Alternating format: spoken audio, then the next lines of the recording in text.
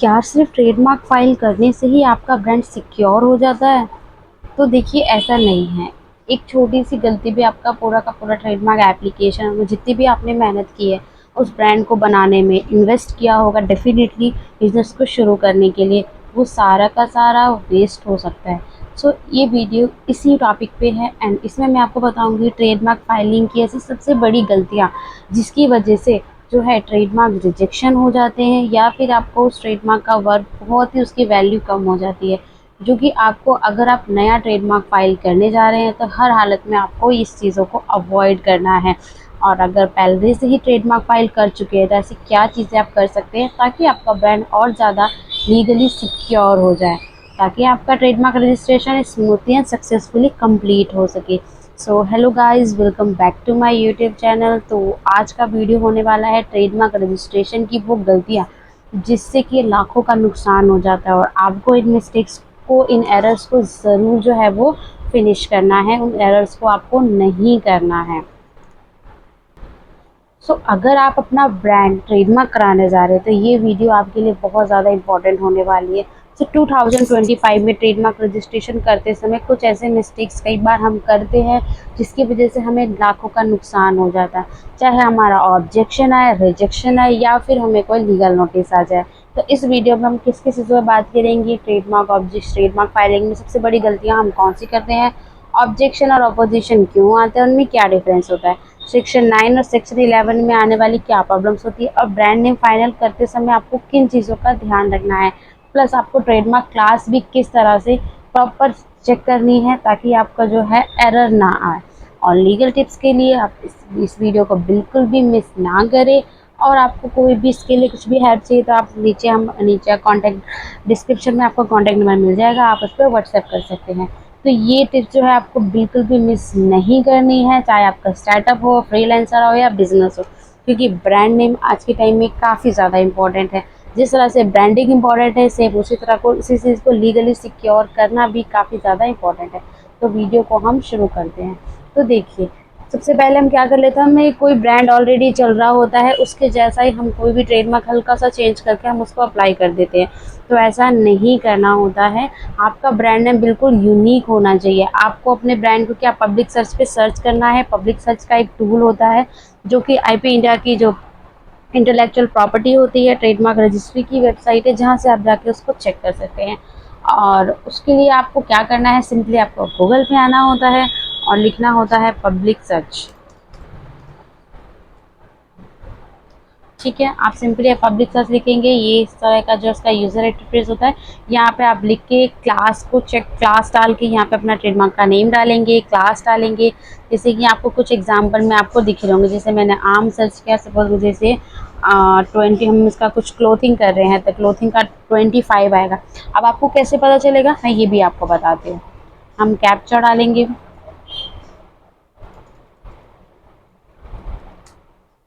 ठीक है, तो ये हमें आम से रिलेटेड जो है काफ़ी सारी सर्चिंग जो है निकाल के दे देगा।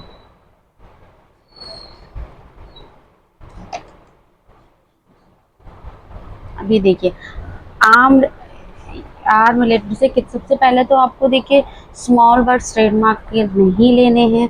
अब आप सोच रहे हैं मुझे आर्मी वर्ड ट्रेडमार्क चाहिए, तो ये देखिए ये ऑलरेडी रजिस्टर्ड है। ठीक है, प्लस देखिए रजिस्टर्ड तो है बट इसकी वैलिडिटी ख़त्म हो चुकी है, तो ये जो है इसको बस एक्सपायर किया नहीं गया है, बस ठीक है। इस तरह से ट्रेडमार्क्स को आपको चेक करना है, नेम्स को, तो उसी तरह से प्लस आपको अपने ट्रेडमार्क का नेम यूनिक होना चाहिए। ऐसा नहीं कि आर्मी उस समय मिल गया बट आज के टाइम में आपको नहीं मिलेगा। ठीक है, तो इस सब चीज़ों का आपको ध्यान रखना है, कॉमन मिस्टेक्स आपको नहीं करनी है, सिमिलैरिटी ब्रांड नेम्स आपको कभी भी अप्लाई जो है वो नहीं करने हैं। उसके बाद आता है जेनरिक एंड डिस्क्रिप्टिव।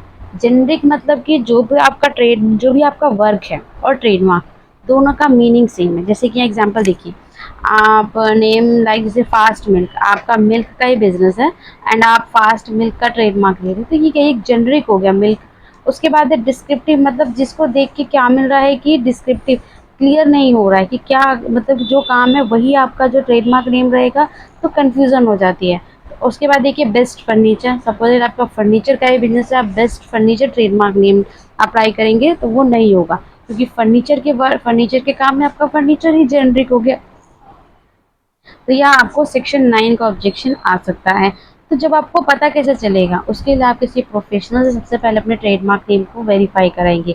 देखिए कई बार हम क्या करते हैं, ट्रेडमार्क नेम को वेरीफाई नहीं करवाते हैं, हम अपनी कॉस्टिंग कुछ बचा लेते हैं। तो आपको इस चीज़ का ध्यान रखना है कि आप पहले ट्रेडमार्क अप्लाई करने से पहले उसको वेरीफाई कराइए, उसको पहले चेक करवाइए, ताकि जो आने वाले ऑब्जेक्शंस हैं तो उसका हमें पहले ही पता चल पाए। कई बार हम ब्रांड नेम काफ़ी पहले से हम यूज़ कर रहे होते हैं, 4 साल, 5 साल, 10 साल, अब हम उसको रजिस्टर कराना चाहते हैं। तो हमें चेक करने के बाद हमें पहले सर्च रिपोर्ट से पहले ही पता लग जाता है कि इसमें देखिए ये प्रॉब्लम्स आने वाली है। कई बार उन प्रॉब्लम्स का सॉल्यूशन भी मिल जाता है, क्योंकि जब आप काफ़ी पहले से ट्रेडमार्क को यूज़ कर रहे हैं तो उसकी जो एप्लीकेशन फ़ाइल होती है वो डिफरेंट तरीके से फ़ाइल होती है। तो ये चीज़ जब आप प्रॉपर किसी प्रोफेशनल से, अच्छे प्रोफेशनल से जब आप अप्लाई करवाते हैं तो वो आपके एप्लीकेशन को उसी वे में अच्छे से फ़ाइल करते हैं, क्योंकि एक फॉर्म में कई सारे स्टेप्स होते हैं, कई सारे पॉइंट्स होते हैं जो पहले से जो बिज़नेस कर रहे हैं उनके लिए जो बेनिफिट्स में जाता है। बट उसके लिए कि आपको किसी अच्छे प्रोफेशनल से ही अपना ट्रेडमार्क फ़ाइल कराना होगा। कई बार देखिए कॉस्टिंग किसी की ज़्यादा होती है, किसी की कम होती है, क्योंकि प्रोफेशनलिज्म है। आपको जितनी अच्छी सर्विस चाहिए होगी उतने ही अच्छे तो आप पे करेंगे, तो उतनी अच्छी आपको ट्रेडमार्क के लिए क्या, ट्रेडमार्क आप लाइफ में बार-बार तो नहीं लेते, एक ब्रांड के लिए एक बार ही लेते हैं, तो बेस्ट होगा कि आप उसको अच्छे से फाइल करवाएँ। तो अगर आपको कोई ट्रेडमार्क प्रोफेशनल नहीं मिल रहा है तो सिंपली आप हमसे भी कॉन्टैक्ट कर सकते हैं। आपके ट्रेडमार्क एप्लीकेशन को अच्छे से एक्सेप्ट करके, अच्छे से उसको जो है चेक करके फिर उसको आपको सजेशन दिए जाएँगे। देखिए सजेशन काफ़ी ज़्यादा इम्पोर्टेंट होता है, क्योंकि आप बिज़नेस में लाखों रुपए लगा रहे हैं, तो कुछ अमाउंट जब आप अपने ट्रेडमार्क पे उसकी इंक्वायरी पे लगाते हैं तो बेस्ट चीज़ होती है आपके लिए। उसके बाद है रॉन्ग क्लास सिलेक्शन। अभी जैसे मैं बता रही थी क्लास कैसे आपको चेक करना है। देखिए 2 तरह की चीज़ें होती हैं कि हम एक सिंगल क्लास में ट्रेडमार्क लें या फिर हम मल्टीपल क्लास में ट्रेडमार्क लें। बताती हूँ। तो अगर आपको सपोज़ सिंगल क्लास में ट्रेडमार्क क्यों लेना पड़ेगा? जैसे कि मैंने आपको ये तो पब्लिक सर्च से ट्रेडमार्क की, ठीक है? बट अगर आपको जो है क्लास किससे सेलेक्ट करना है, आपको सिंपली गूगल पे आना है, इसके लिए कोई भी बहुत मुश्किल नहीं है। सपोज़ दैट सबसे पहले आपको ये तो पता ही होगा आपका क्या वर्क है। सपोज़ दैट मैं एग्ज़ाम्पल ले लेती हूँ, बेडशीट, बेडशीट का वर्क है, तो सिंपल आप गूगल पे लिखिए बेडशीट, उसके बाद लिख दीजिए ट्रेडमार्क क्लास, ये आपको शो कर देगा क्लास 24, ठीक है? प्रॉपर डिटेल में शो करेगा क्लास 24 किसकी, टेक्सटाइल गुड्स की क्लास होती है इंक्लूजन। क्लास 24 ही क्यों अप्रोप्रिएट है, देखिए इसमें बेडशीट आती है और भी कुछ चीज़ें आती है, एसेंशियल हाउस होल्ड गुड्स भी आते हैं। तो यहाँ से आपको पता लग गया कि आपकी जो क्लास कौन सी है। उसके बाद आप सिंपली क्या करेंगे, उसके बाद सिंपल आप गूगल पे जाएंगे, यहाँ पे आप पब्लिक सर्च लिखेंगे, ठीक है? जब आप पब्लिक सर्च लिखेंगे तो पब्लिक सर्च पे आके आपका जो भी ट्रेडमार्क नेम है डालेंगे, क्लास आपको पता लगी, कैप्चा कोड डालेंगे और उस नेम को आप चेक कर सकते हैं कि कितना मिलता जुलता ट्रेडमार्क ऑलरेडी जो है अप्लाइड है या फिर प्रोसेस में है। क्योंकि फर्स्ट कम फर्स्ट बेसिस होता है, जिसने पहले अप्लाई कर लिया होगा देखिए उसको पहले अलॉट होगा, क्योंकि उनकी एप्लीकेशन आपसे पहले गई हुई है। तो इन चीज़ों का आपको ध्यान रखना है। तो ट्रेडमार्क के जो नेम है ये तो होगा एक तरीका, बाकी जब प्रोफेशनल चेक करते हैं तो कई सारे तरीक़ों से चेक करते हैं। बोलने में सेम नहीं होना चाहिए, दिखने में सेम नहीं होना चाहिए, जो है स्पेलिंग्स वगैरह वो एवरीथिंग चेक करते हैं, ठीक है? तो कई बार क्या होता है ट्रेडमार्क से अंदर-अंदर रिसर्च करके कई बार पता लगता है, डायरेक्ट यहाँ पे कई बार नहीं भी आता है। तो जब वो प्रोफेशनल जो चेक करते हैं बहुत अच्छे से चेक करते हैं, आप भी इस तरह से चेक कर सकते हैं, आपको भी काफ़ी चीज़ें पता लग जाएगी। दूसरा तरीका क्या होता है, आप सिंपली जो है गूगल पे जाएँगे और अपना ट्रेडमार्क नेम लिखेंगे। जैसे कि कुछ भी आप लिख दीजिए, आप जो है आप सपोज़ आप टीएफसी कोई ट्रेडमार्क लेना चाहते हैं। जब मैं यहाँ पे टीएफसी लिखूँगी तो देखिए टीएफसी से रिलेटेड कई सारी चीज़ें आ जाएगी। तो इसका मतलब क्या है, टीएफसी ऑलरेडी रजिस्टर्ड है और टीएफसी क्या है, केएफसी से मैचिंग है, तो इन चीज़ों का आपको ध्यान रखना होता है। उसके बाद मल्टीपल क्लासेस में लें या फिर हम सिंगल क्लास में ट्रेडमार्क लें। तो देखिए इसके लिए मैं आपको एक ट्रेडमार्क का जो है सर्च करके बताती हूँ। एक जो स्नैक है 2M करके, देखिए उन्होंने कितने सारे ट्रेडमार्क लिए हुए हैं। जो हमारे स्नैक्स होते हैं वो आते हैं क्लास 30 में, डबल टू।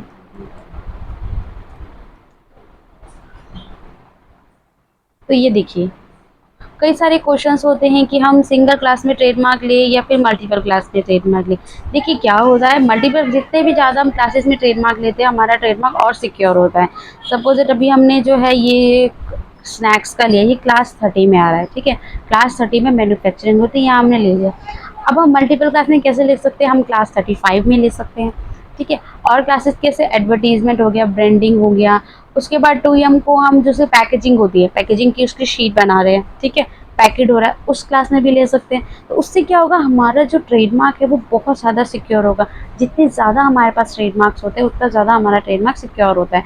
तो ये देखिए 2M के कितने सारे ट्रेडमार्क्स हैं, 1 2 3 4, ये देखिए जितने भी ये सिर्फ 2Ms के ही हैं, और ये सारे एक ही ब्रांड, एक ही कंपनी के, ऐसा भी नहीं कि किसी और ने अप्लाई किया हुआ है। इनफैक्ट ये अभी भी इन्होंने रिसेंटली भी किस ट्रेडमार्क को जो है वो अप्लाई किया हुआ है, क्योंकि ये क्या फॉर्मेलिटी चेक पास है। अराउंड 29 ट्रेडमार्क्स इन्होंने दिए हैं, देखिए सारे अलग अलग है।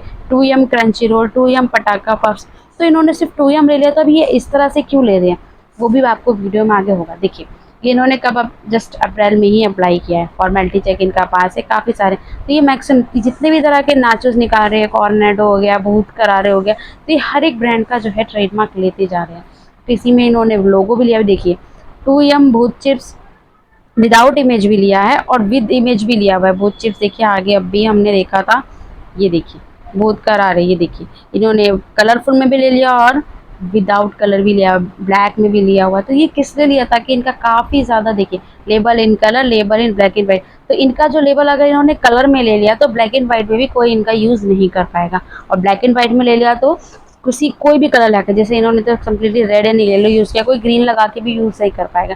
तो ये सारी काफ़ी जो स्ट्रेटजीज होती है, धीरे धीरे आप इसको कर सकते हैं। नाइस क्लासिफिकेशन का क्या वर्क होता है, देखिए नाइस क्लासिफिकेशन क्या चीज़ होती है कि यहाँ पे ट्रेडमार्क के बारे में सारी चीज़ें होती है। इसके लिए हमारे चैनल पे अभी वीडियो जो है काफ़ी ज़्यादा अभी पोस्टेड हुई है क्लास ट्रेडमार्क क्लास से रिलेटेड, तो वो भी आप देख सकते हैं। मैं आपको शो करती हूँ,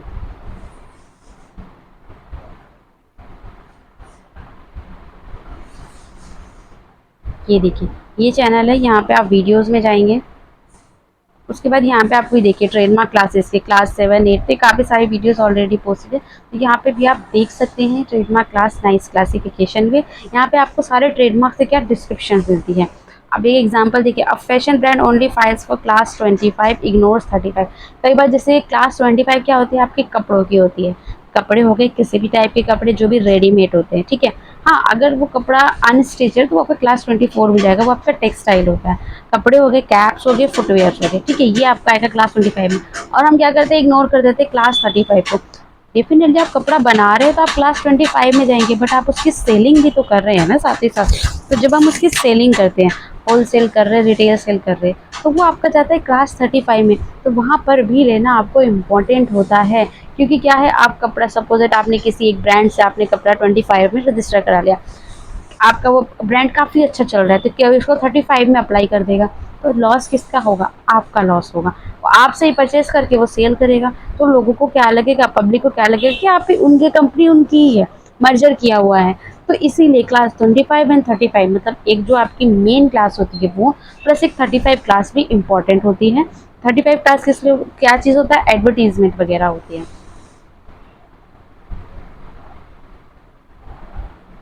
नेक्स्ट हम आते हैं, तो रॉन्ग क्लास सिलेक्शन जो आपको नहीं करना है, आपको ध्यान से, आपको 35 क्लास को कभी भी इग्नोर आपको नहीं करना है। उसके बाद हम आते हैं, देखिए इम्प्रॉपर डॉक्यूमेंट सबमिशन। कई बार जब आप देखिए, जब भी आप ट्रेडमार्क किसी प्रोफेशनल से फाइल कराते हैं, कई बार अटॉर्नी जो जो पावर ऑफ अटॉर्नी वो मिसिंग होता है, जैसे ये बहुत ही रेयर केस में होता है। प्लस क्या डॉक्यूमेंट्स कई बार लगते हैं, जिससे आप इनकॉर्पोरेटेड कंपनीज है, ठीक है, तो उसमें आपकी जो गवर्नमेंट की फ़ीस होती है ट्रेडमार्क से वो 9000 होती है। बट अगर आप एमएसएमई स्टार्टअप दे देते हैं तो आपकी जो फीस है वो 4500 हो जाती है। बट यहाँ पे प्रॉब्लम एक होती है कि कई बार जो है एमएसएमई प्रॉपर सबमिट नहीं होता, मीन्स कि उस पर जो डिटेल्स होती है वो आपकी ट्रेडमार्क्स के अकॉर्डिंग नहीं होती है, और प्रोफेशनल्स उसको चेक नहीं करते हैं। कई बार जो भी अप्लाई कर रहा होता है उसको उतनी नॉलेज नहीं होती, तो उससे क्या होता है, आपका जो एरर आ जाता है। वहाँ पे आपसे नोटिस में क्या डिमांड किया जाता है कि आपने फ़ीस कम पे करी है 4500, तो आप और 4500 पे कीजिए।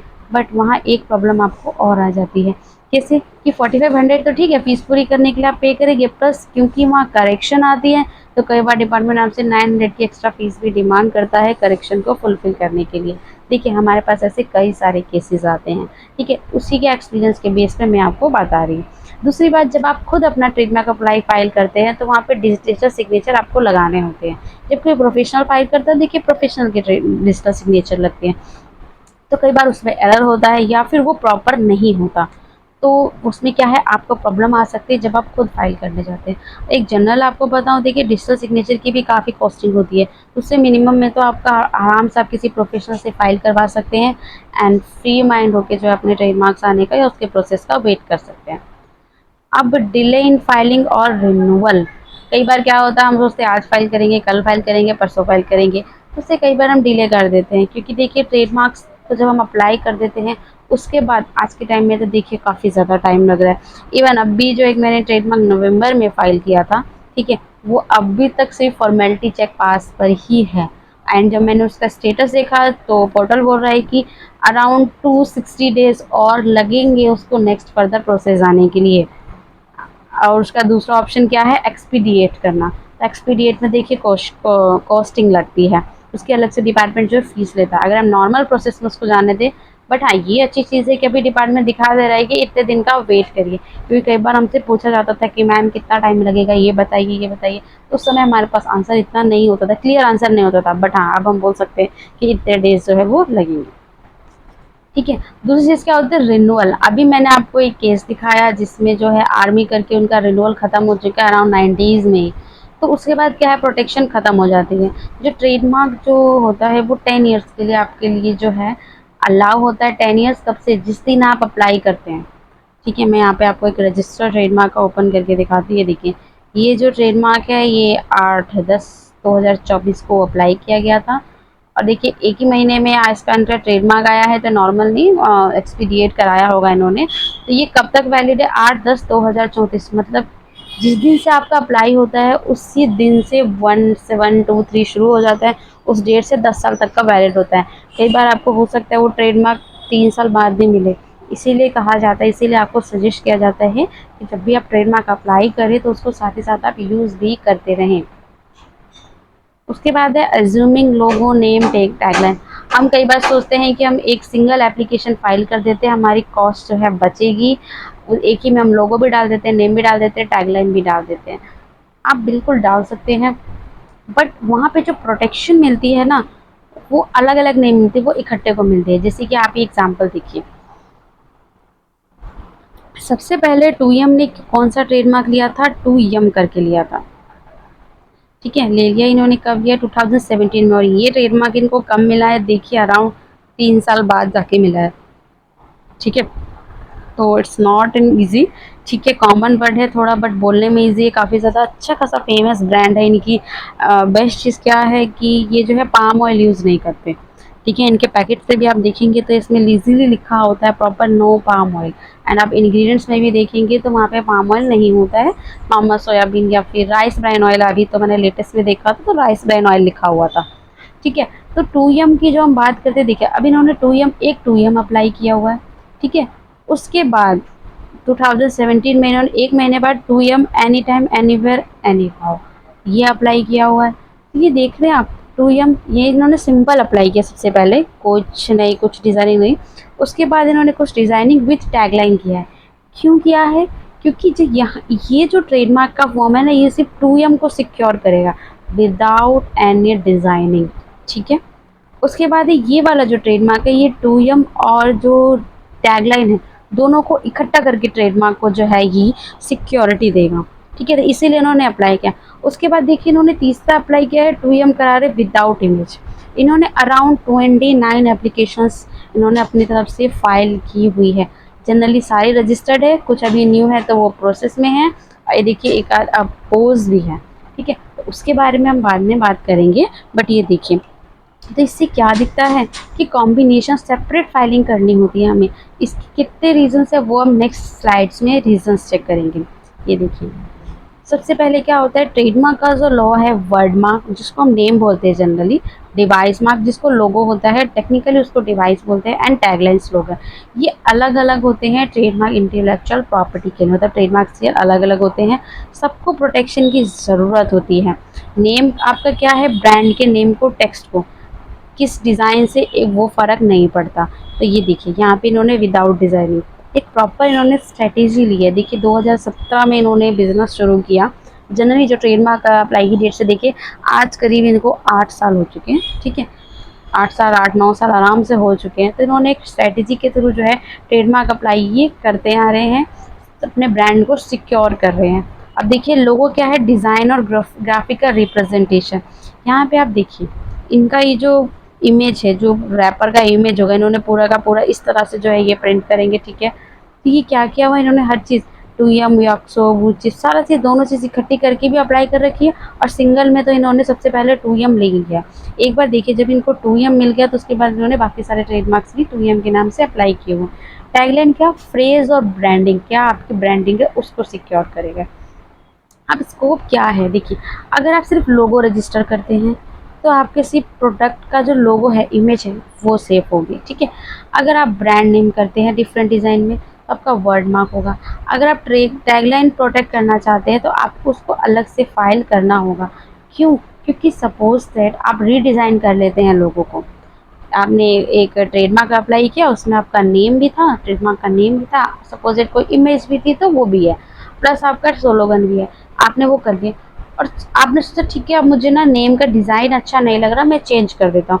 आपने जस्ट नेम का डिज़ाइन चेंज किया और उसको अप्लाई कर दिया।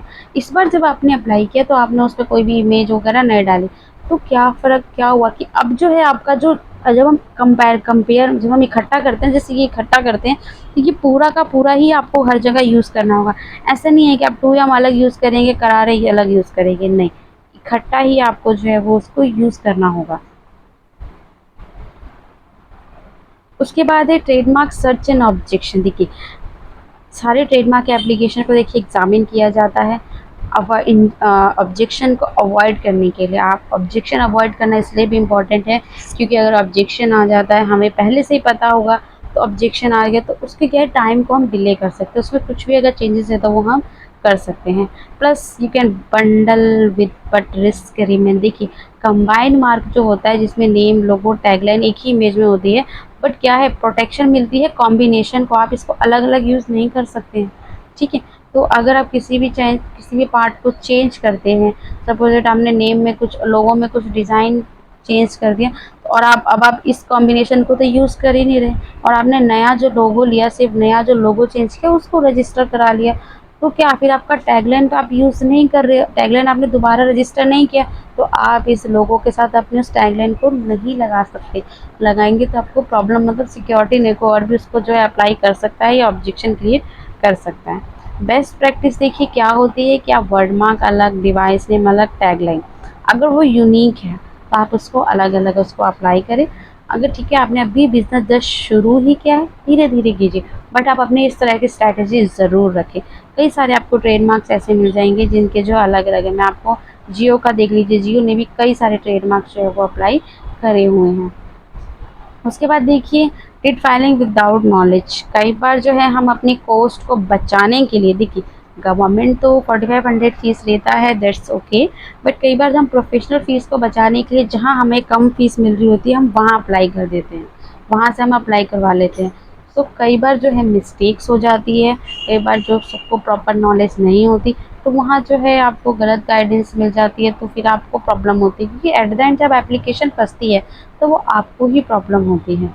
तो इस बात का आप ध्यान रखें, जहाँ से आपको अच्छा लगता है नॉलेजेबल। देखिए एक चीज़ होती है, जब भी हमें अच्छी सर्विस चाहिए होती है किसी भी चीज़ की, अगर आपको अच्छा फूड खाना है तो डेफिनेटली आप अच्छी जगह पे जाएंगे, तो वहाँ पे आपको क्या चीज़ होगी, एक्स्ट्रा कॉस्टिंग लगेगी, तो उन चीज़ों का आपको ध्यान रखना है।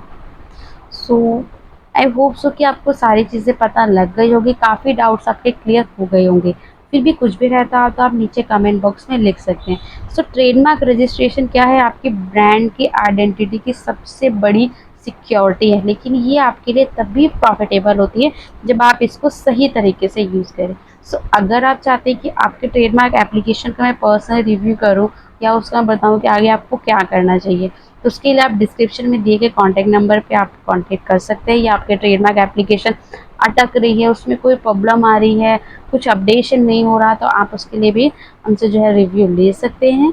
सो होप सो की वीडियो आपको काफ़ी पसंद आया होगा और इन्फॉर्मेटिव भी लगी होगी। तो इस चैनल को शेयर करें, सब्सक्राइब करें और कमेंट करना बिल्कुल भी नहीं भूलिए। आप हमें बताइए अगर आप पास्ट में आपको किसी भी ट्रेडमार्क में कोई प्रॉब्लम आई है तो वो आपकी सॉल्व हुई है, किस तरह की प्रॉब्लम आपको आई है। So thanks for watching this video. मिलती है नेक्स्ट वीडियो में, तब तक